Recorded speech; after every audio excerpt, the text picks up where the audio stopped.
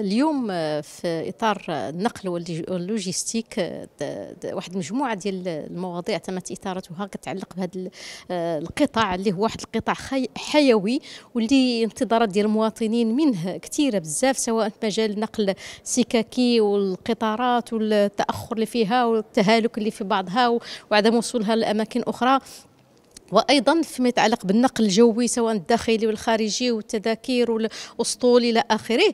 وتحدثنا ايضا على النقل المزدوج في العالم القريب اللي هو واحد النقل اللي لا يمكن ان نسدوا عيننا نقولوا راه ما كاينش، راه كاين، خاص الهيكله ديالو، خاص ايضا هذيك الناس عوض ما تبقى دائما كتشد وكتحيد لها الاليات ديالها وكذا. الناس في العالم القروي هذيك هي الاليه باش كيتحركوا، وشفنا هذا الشيء كلشي شافوه وقف عليه فاش كان الزلزال. لقينا بان هذا هو النقل اللي منتشر، لذلك لابد ان الوزاره انها تجلس لهذا الموضوع وتشوف كيفاش غادي تخدم مع الجهات ومع الجماعات ومع العمالات باش يولي واحد النقل سلس اللي كيسهل الحياه وكيجودها. انا غادي نمشي لواحد الموضوع اللي هو مؤرق، اللي هو الموضوع ديال المحطات الطرقيه. المحطات الطرقيه في المغرب هي واش تقريبا ازيد من 64 محطه طرقيه اللي نقدروا نقولوا تقدروا نقولوا عليها محطه. اما واحد العدد كبير ديال المحطات الاخرى ما كنعرفوش غنقولوها، لانها فضاءات مفتوحه وفضاءات ما عندها حتى شي مواصفات. هاد الفضاءات اللي كاين في بعض المدن هي كتكون في وسط المدن وكتسبب واحد الازعاج وواحد الفوضى وواحد عدم ترك السلاسه ديال الحركيه، لا ديال المسافرين ولا ديال القطارات ديال الحافلات ولا ديال مختلف وسائل النقل. اذا الموقع فاش كتكون غير مناسب، ثم ايضا ان تفتقر الى البنيات اللي كتستقبل المواطن، سواء في الانتظار، سواء الخدمات، سواء في المطعمه، سواء في البنيات الاساسيه اللي كيحتاجها المواطن.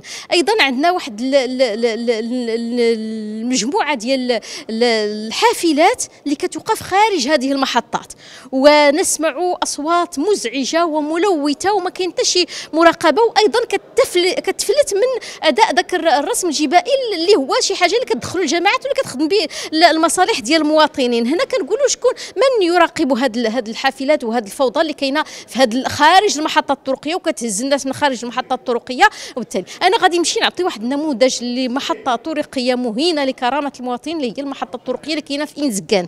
إنزكان واحد المدينه تجاريه بامتياز، ملتقى القوافل التجاريه، ملتقى السلع، ملتقى المواد الفلاحيه، ملتقى ديال التجار والفلاحين سواء من الخارج ولا من الداخل. ولكن المحطه الطرقيه ديالها تهين كرامه المواطن، مليئه بالازبال وبالقاذورات وبالروائح الكريهه، وايضا كينتشروا فيها المتسولون وكينتشروا فيها المتشردون. فينا هما؟ اين هي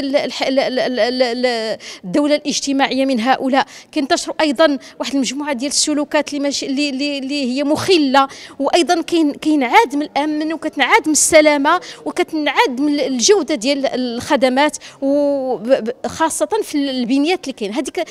هذه المحطه دائما نتحدث عنها الى حد الساعه ما زالت على حالها. من كنهضروا مع الجماعه مستعده انها تنخرط باش دير محطه كتليق بهذه المدينه اللي هي واحد المدينه تجاريه. ايضا العماله مستعده. اذا حنا كنقولوا فينا هي الوزاره لتاهيل هذه المحطه وباش تعطي هذه القيمه اللي كتستحقها، خاصه في هذا الموقع الاستراتيجي اللي هي فيها، وخاصه ان حنا مقبلون على اننا نستقبلوا ضيوف في اطار المباريات الدوليه والعالميه، واللي حنا كلنا خصنا نكونوا حريصين باش نعطيو على بلادنا ديك الصوره اللي كتليق بها، واللي دائما كيعطي صاحب الجلاله التوجيهات ديالو باش البلاد ديالنا تكون في الرياده.